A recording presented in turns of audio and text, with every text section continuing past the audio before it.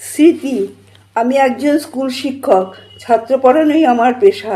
এছাড়া আছে আরও এক নেশা। যখনই সুযোগ পাই হেতাহুতা ঘুরিয়া বেড়াই। টিকিট কাটিয়া উঠিয়া পড়ি স্টেশনের গাড়িতে।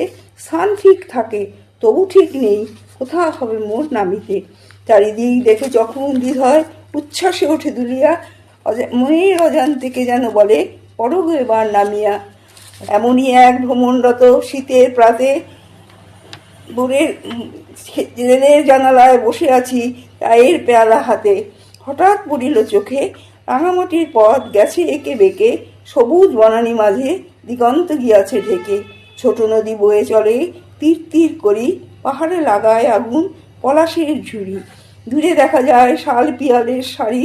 নাম না জানা সেই স্টেশনই নামি তাড়াতাড়ি। কোথা যেতে হবে কিছু নাই মোর জানা।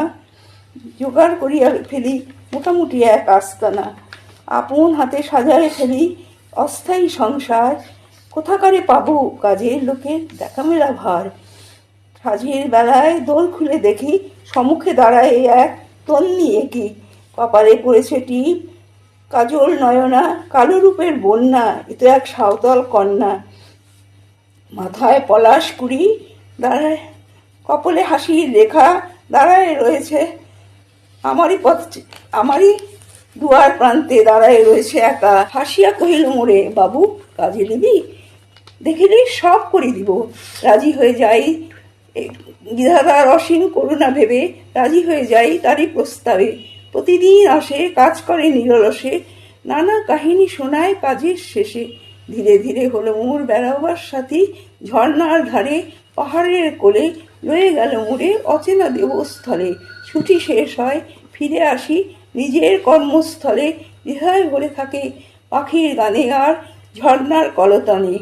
কোথায় হারালো মোর ভ্রমণ পিপাসা, মনের মাঝে এক দুরন্ত নেশা। ভুলিতে পারি না তারে, মনে আসে বারে বারে, কল্পনায় দাঁড়ায় এসে আমারই হৃদয় দ্বারে। ছুটি যেই কাছে আসে মন ভরে উল্লাসে, প্রতিবারই লয়ে যায় মোরে সেই অজেনা সেই রাঙামাটির দেশে। সেও বুঝি বসে থাকে আমারই আশায়, ছুটে আসে সাথে সাথে কুশল সুধায়। একবার গেছি সেথা আশ্বিনের ছুটিতে, সে তো আর আসে না, তারে পাই না দেখিতে। হঠাৎ একদিন তারে দেখি রাস্তায়, পেছনে সুঠাম পুরুষ বাঁশুরি বাজায়। হাসি মুখ সামনে এসে বলে, বাবু